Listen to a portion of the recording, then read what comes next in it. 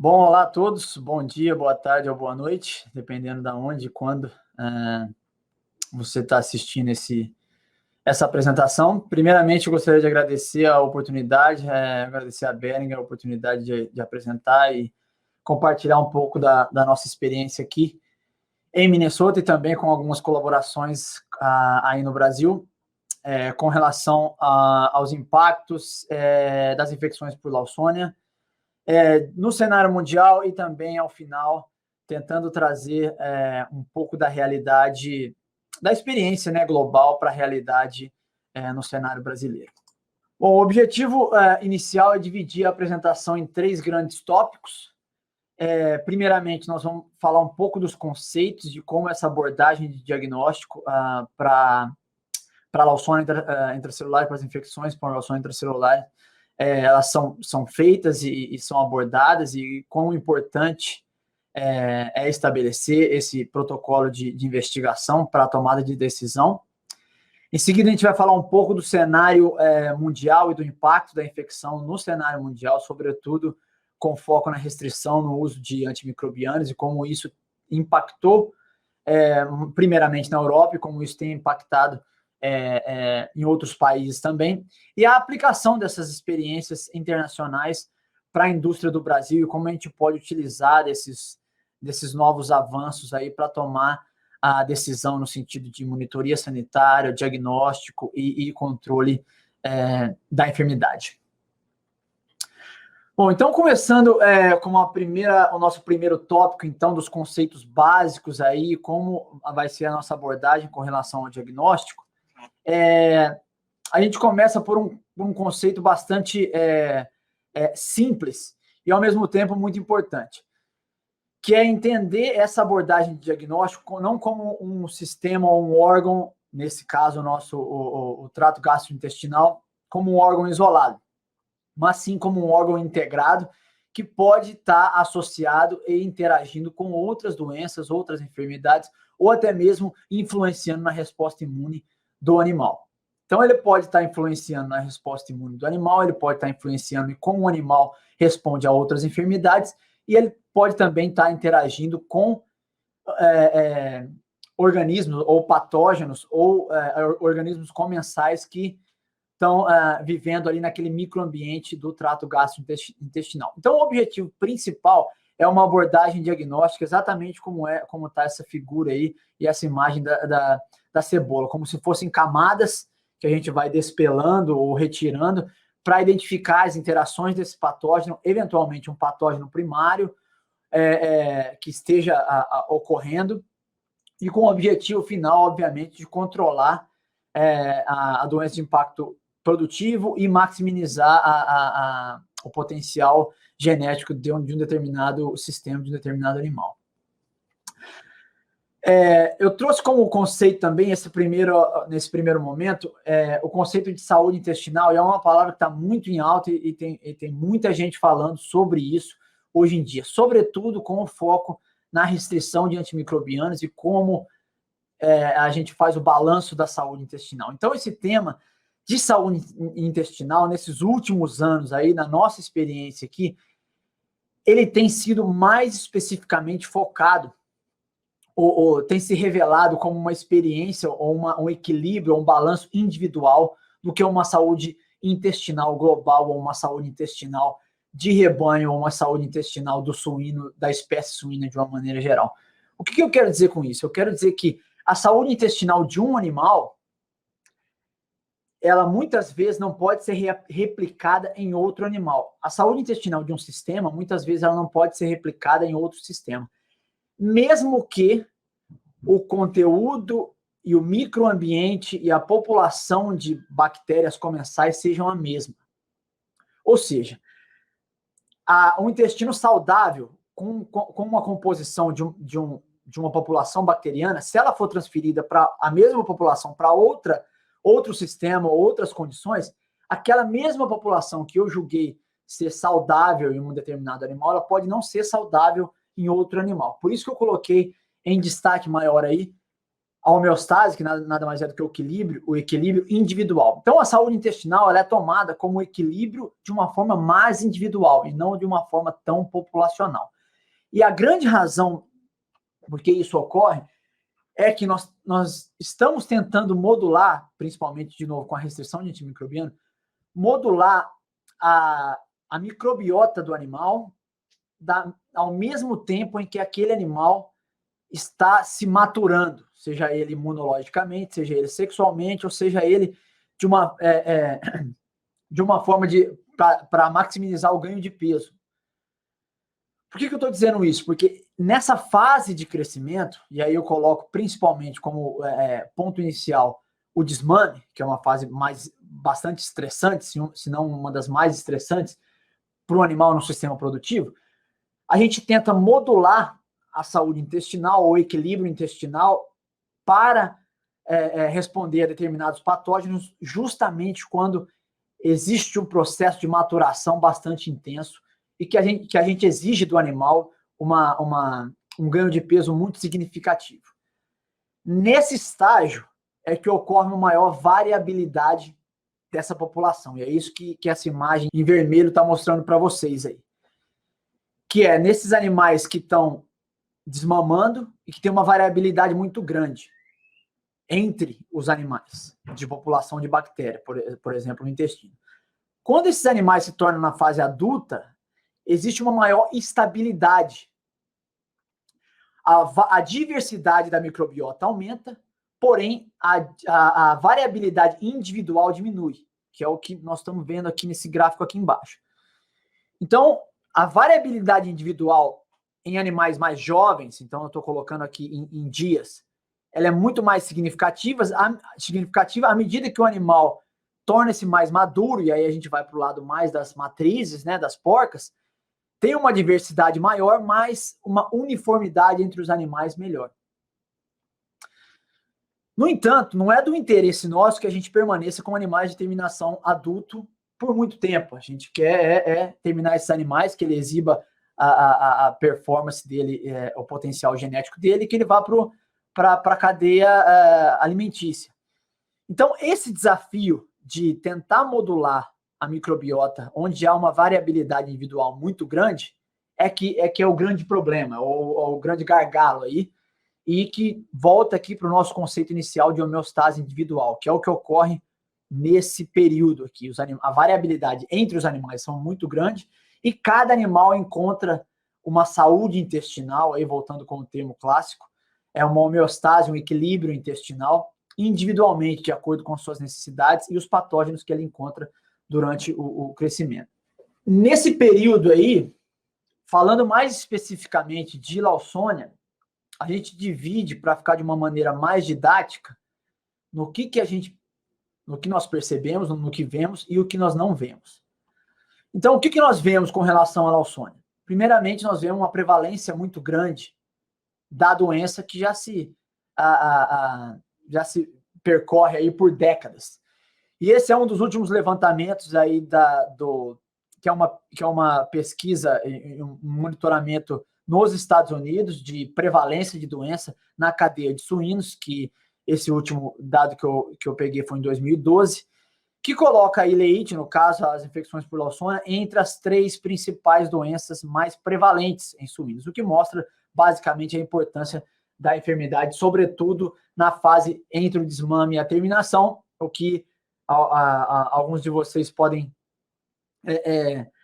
suspeitar que essa tradução foi basicamente do desmame à terminação, que é aquele win to finish, que é naquele sítio de produção que a gente bem conhece e que é bastante comum aqui nos Estados Unidos. Então, a importância é bastante grande. Isso é uma prevalência grande. Uma das coisas que vemos.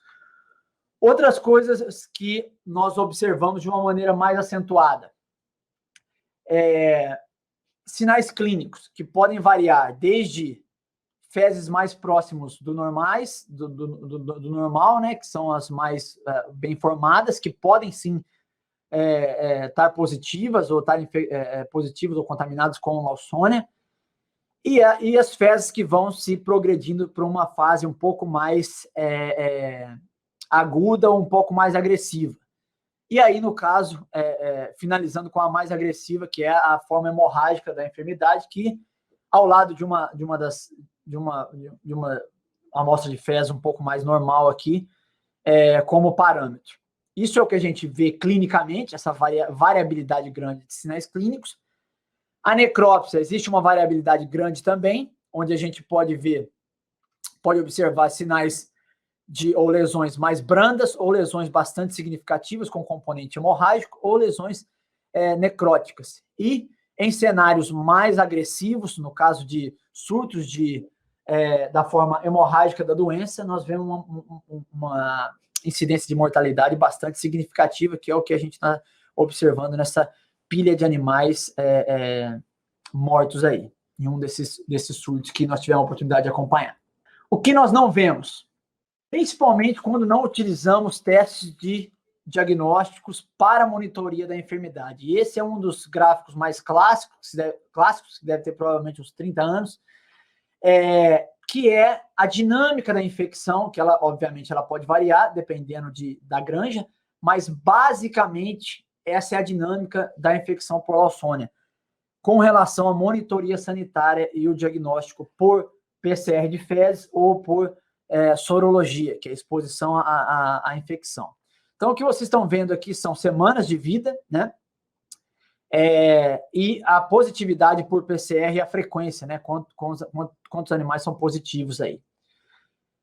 Geralmente, inicia-se no final da creche, aí com 10 semanas, né? Mais ou menos, no final da creche, 70 dias, que a gente migra para recria e terminação, e se potencializa mais ou menos no meio dessa fase de recria e terminação, e dependendo da enfermidade, esse gráfico ele pode ser empurrado um pouco mais para frente, onde essa incidência maior ela vai estar mais próxima da terminação, ou ela pode ser um pouco mais para trás, dependendo, por exemplo, do uso de antimicrobianos ou não. Da mesma forma que se move essa dinâmica de infecção de PCR, a gente pode também considerar um movimento dinâmico da sorologia. Então, a gente, por exemplo, quando a gente observa aqui um pico de infecção da 13ª semana, a gente vê que a soroconversão ela começa depois desse pico e se atinge um platô, aí, um pico, nas 19 semanas. Então, primeiro a gente tem o PCR positivo e depois a soroconversão. Essa é a dinâmica geral. Ela pode ser um pouco mais antecipada ou ela pode ser um pouco mais tardia, dependendo do sistema produtivo, dependendo do tipo de pulsos de medicação que a gente usa, dependendo do tipo de protocolo de vacinação que é possível ou não ser usado. Ok? Outra coisa que nós não vemos em nível microscópico ou ultraestrutural ou até mesmo bioquímico.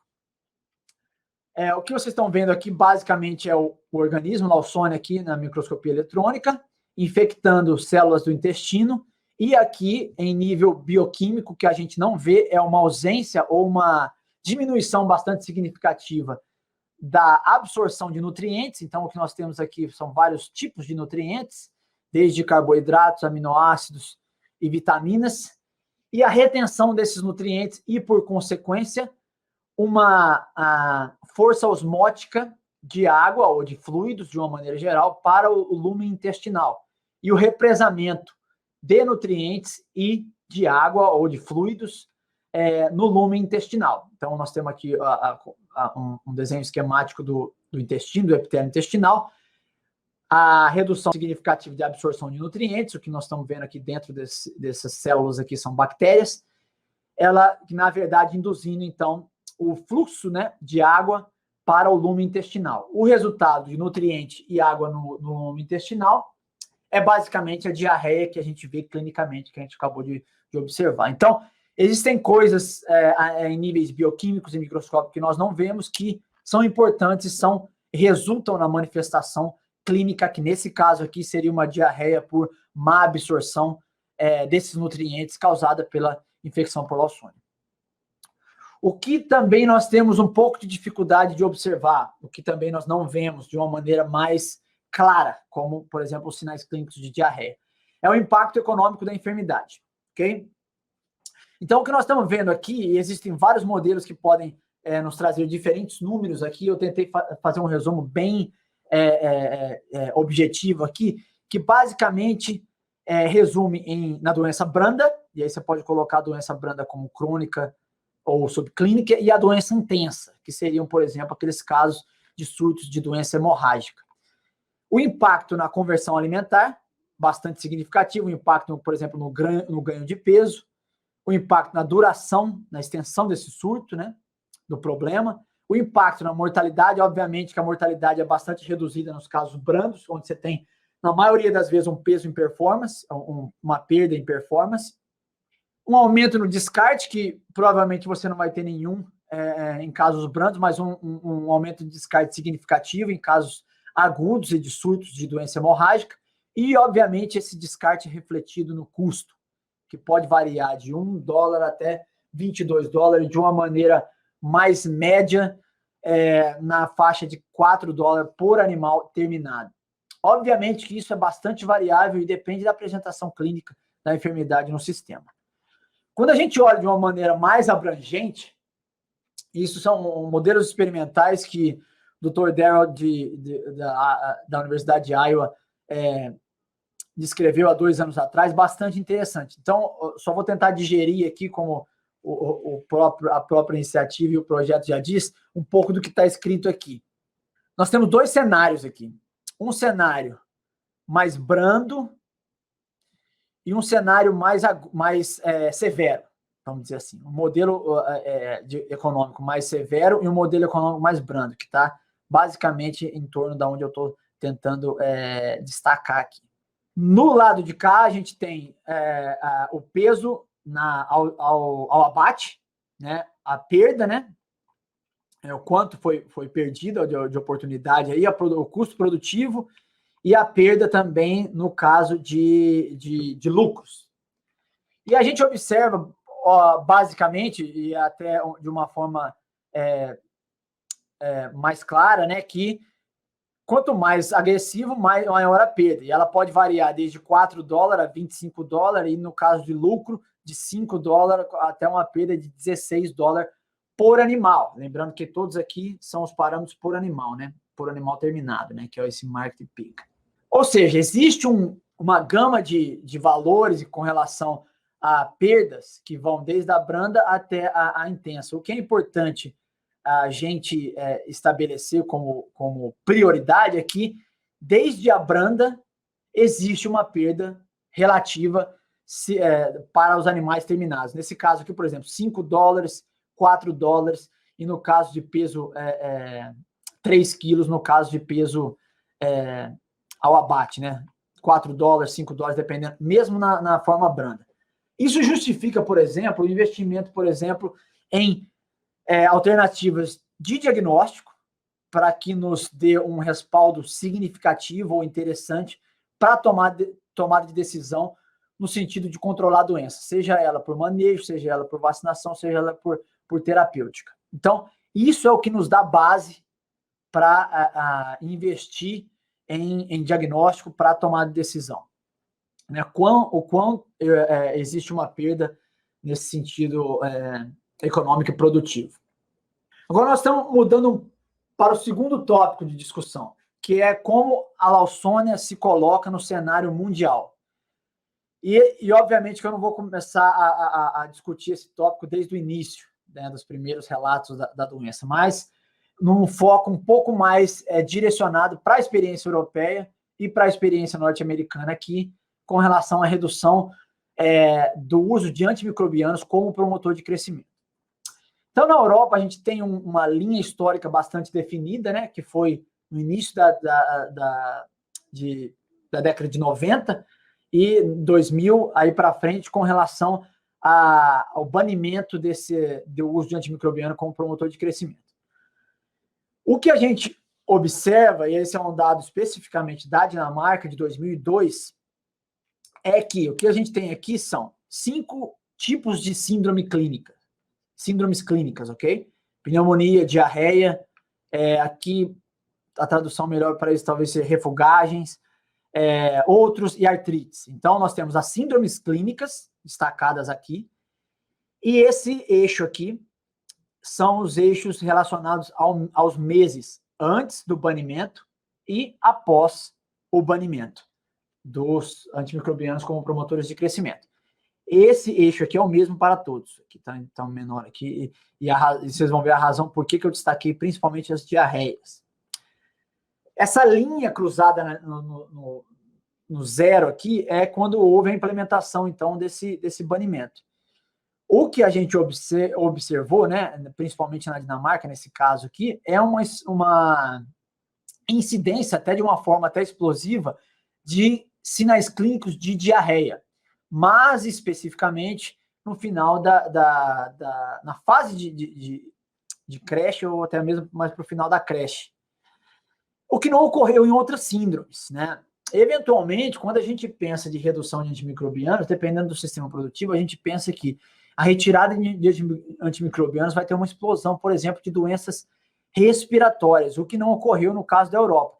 Existe um pico aqui de refugagem, mas se vocês lembrarem de 2002, foi mais ou menos a época de pico e de um problema bastante grande de circovirose, o que é representado aqui por esse pico. Não necessariamente tem uma relação específica com a redução de antimicrobianos.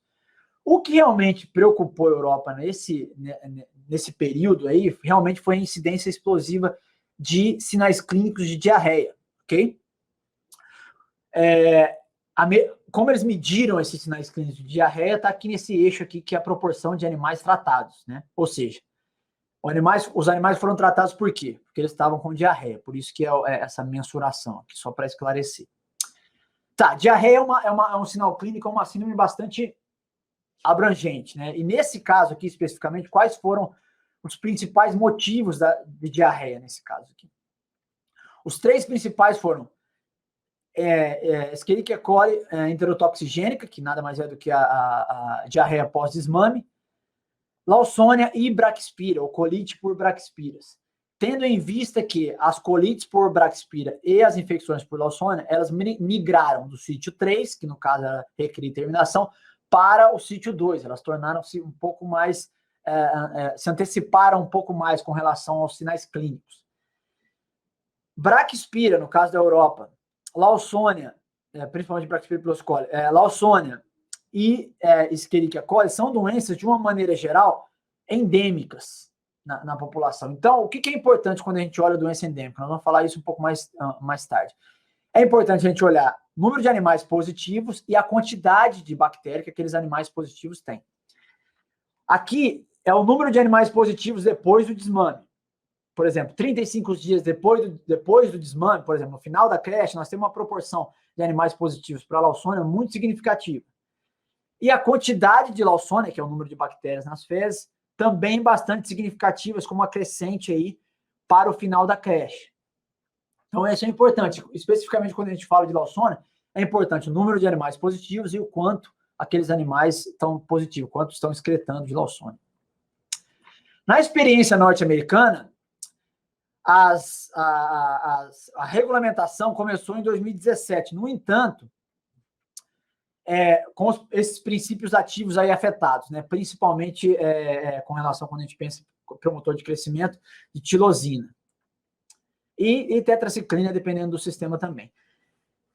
Apesar de ter começado em 2017, a fase de transição, que foi basicamente uma consulta ao público, reuniões com veterinários, reuniões com produtores, que envolveram reuniões com produtores e veterinários, elas começaram em 2015. Por que eu estou dizendo isso? Porque eu acho que isso é importante, sobretudo para a aplicação no Brasil, que está começando a ter uma movimentação nesse sentido aí no Brasil também.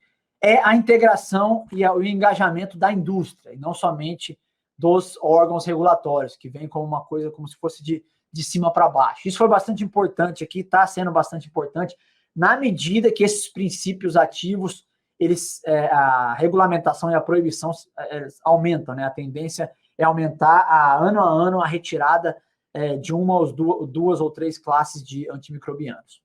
Quando a gente pega Estados Unidos e Europa, e minha próxima apresentação me comprometo a trazer talvez uma do Brasil aí, eles são sistemas diferentes e, dependendo da ocasião, a gente pode colocar o Brasil como mais próximo a um ou mais próximo a outro. Por exemplo, na Europa, com a redução e a proibição de promotores de crescimento, houve uma se acresceu uma semana de desmame. Então, a semana de desmame tornou-se com 28 a 30 dias. Existem alguns sistemas aqui que começaram a fazer isso também, já prevendo uma potencial explosão de Escherichia coli com a retirada de antimicrobianos. Então, talvez isso seja uma coisa que o Brasil possa tentar fazer ou possa tentar aplicar em determinadas situações, já que no Brasil os grandes sistemas ainda trabalham com 21 dias de desmame. Densidade de granjas. No Brasil, a gente sabe que, dependendo da região, a densidade pode ser bastante alta, principalmente no sul do país. Vacinação para a Lawsonia. Na Europa, bastante limitado. Aqui, o uso amplo da vacinação por Lawsonia, o que ajudou também a contenção e a não explosão desse tipo de enfermidade depois de 2017, quando começou a restrição. O uso de Carbadox, que aqui ainda se usa, porém já nos parece que estão com os dias contados. Então, na Europa já é proibido, no Brasil é proibido. Então, são algumas diferenças de estratégias aí, né? De características de cada indústria. Óxido de zinco, com restrições parciais e mais agressivas na Europa, e aqui nos Estados Unidos ainda com uso amplo. Obviamente, quando eu falo de óxido de zinco, eu estou falando mais especificamente para controle de Escherichia coli e mais para trazer para vocês um cenário de amplo aí para a visão da indústria, né? E como o Brasil pode se encaixar com uma coluna a mais aqui para lidar com essa mudança e essa dinâmica da indústria. Antes de 2017, esse é um trabalho bastante interessante do Chris Rademacher, da Universidade de Iowa, que é de uma pesquisa com os veterinários de campo, em termos de quais são as suas prioridades para as ações, ou suas ações práticas com a redução de antimicrobianos. E sem dúvida alguma, em primeiro lugar, bastante acima do segundo colocado, foram os aumentos de vacinação. Ou seja, estabelecer protocolos vacinais estratégicos, seja eles de piramidais, baseados nas pirâmides, seja ele de fluxo de animais, para os desafios sanitários de um determinado sistema de produção, de uma determinada granja. Então, sem dúvida alguma, o aumento ou o tópico de vacinação, seja ela para trato gastrointestinal, respiratório, vacina comercial, vacina autótica, ele veio mais à tona e ele tem sido discutido e usado de uma forma bem mais ampla do que foi anteriormente. Justamente, obviamente, que é uma maneira de minimizar uma potencial perda com a redução de antimicrobianos. E depois a gente tem biosseguridade, eu não vou de cada um aqui, mas o destaque aqui principal é que a gente vê realmente um destaque maior para a preocupação em vacinação com a restrição de antimicrobianos. Com relação ao diagnóstico, o que a gente aprende, o que a gente tem aprendido com o diagnóstico de Lawsonia nesse cenário dinâmico? Principalmente a seleção dos animais para o diagnóstico e as estratégias de monitoramento da doença, especificamente de Lawsonia. Seleção dos animais, eu preciso do diagnóstico para justificar o tratamento. Isso na Europa, isso aqui nos Estados Unidos e possivelmente no futuro no Brasil. Então, essa seleção dos animais é crítica. Estratégias de monitoramento, eu já mencionei algumas anteriormente, que é uma doença endêmica. Então, além do PCR positivo, é importante a gente saber o quão positivo é esse PCR, quanto de Lawsonia o animal está excretando. Por isso que os valores de CT, que é aquele PCR semi-quantitativo, é importante. Esses animais estão positivos, como está a soroconversão desses animais? Como é que está a curva de exposição desses animais? Está mais próxima da creche, está mais próxima da terminação? Como é que eu posso utilizar a estratégia vacinal e, eventualmente, se for o caso, os pulsos de medicação? Então, esses são cenários e são estratégias importantes, né? Como eu mencionei anteriormente, um patógeno endêmico, eu tenho que ter cuidado e eu tenho que ter uma interpretação dos resultados positivos de uma maneira mais estratégica, né? O quanto de positivo de PCR justifica a intervenção. E como está a dinâmica de infecção dos títulos de anticorpo, essa curva sorológica, como é que ela está se comportando.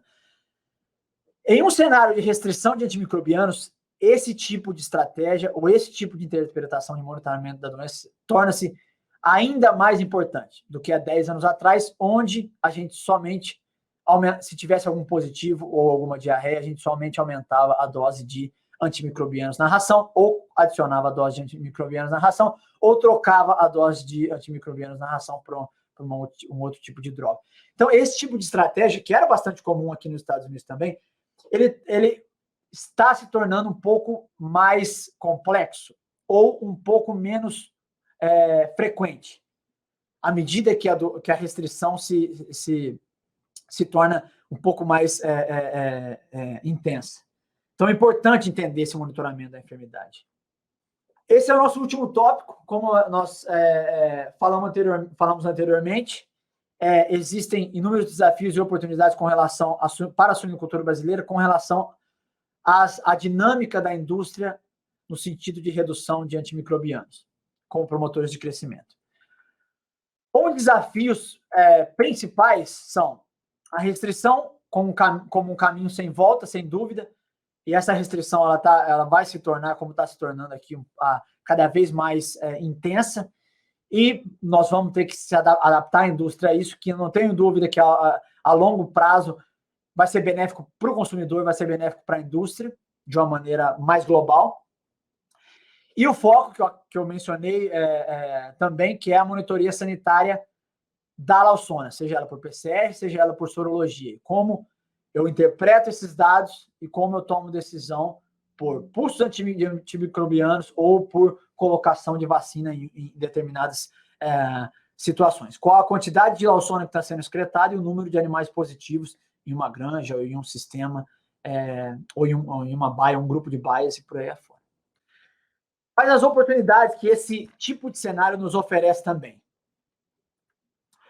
A primeira oportunidade com relação à redução de antimicrobianos é ter a experiência europeia e ter a experiência americana como método de comparação, de contraste e de avaliação de similaridades, avaliação de diferenças para preparação e planejamento baseado nessas indústrias, né?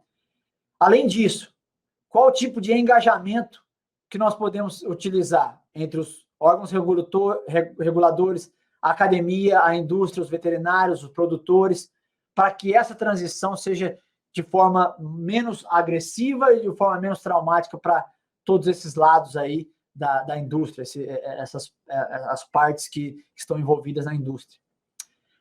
E com relação à monitoria, qual que é o objetivo final da monitoria, além do controle da enfermidade? Um entendimento melhor da epidemiologia da infecção e a possibilidade de um controle mais efetivo. Um controle mais efetivo significa um controle mais direto e com menos custo para a enfermidade, seja ela por uma vacinação estratégica, que a gente sabe que, de uma maneira geral, os custos de vacinação são menores do que custos de antimicrobianos, sobretudo quando a gente fala de altas doses de antimicrobianos, e potencialmente a eliminação da enfermidade em granjas de alto valor genético, que é uma coisa que está sendo discutida, que começou a ser discutida aqui nos Estados Unidos também. Acredito que esses são as oportunidades e os desafios que podem ser aplicados com essa experiência europeia e norte-americana no Brasil. E eu encerro por aqui minha apresentação e fico à disposição para interações futuras e para novas oportunidades. Finalizo agradecendo novamente a Behringer pela oportunidade de compartilhar a nossa experiência aqui e um abraço a todos.